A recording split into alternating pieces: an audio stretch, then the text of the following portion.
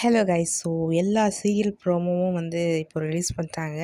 So எனக்கு இன்றைக்கி பர்டிகுலராக பிடிச்சிருந்தது மகாநதி தான். வேறு எந்த சீரியல் ப்ரோமோ எனக்கு அவ்வளோ இதாகலை. ஸோ மகாநதியில் என்ன ஆகுது அப்படின்னு பார்த்தீங்கன்னா, விஜய் யமுனா கிட்ட சொல்கிறாங்க, இந்த மாதிரி நீ போய் ஒரு ஒரு புதுசாக ஒரு கவர் கொடுத்து, இந்த மாதிரி இதில் சாரீ இருக்குது, நீ போய் சாரீ கட்டிட்டு வா, இன்றைக்கி உனக்கும் நிவினுக்கும் கல்யாணம்னு சொல்லிடுறாங்க.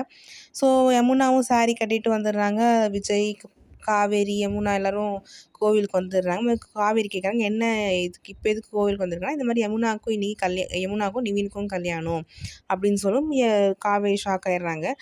அப்புறம் என்ன ஆகுனா, சரி மாப்பிள்ளை எங்கே இன்னும் காணோம் அப்படின்னு சொல்லும்போது, விஜய் நிவினுக்கு கால் பண்ணும்போது, நிவின் என்னால் வர முடியாது அப்படின்னு சொல்லிட்டு இருக்கும்போதே, அவங்க பார்த்தீங்கன்னா நிவினோட அம்மா, அப்பா, அவங்க மாமா 3 பேர் இங்கே என்ன நடக்குது அப்படின்னு ஒரு கொஷின் மாதிரி கேட்குறாங்க.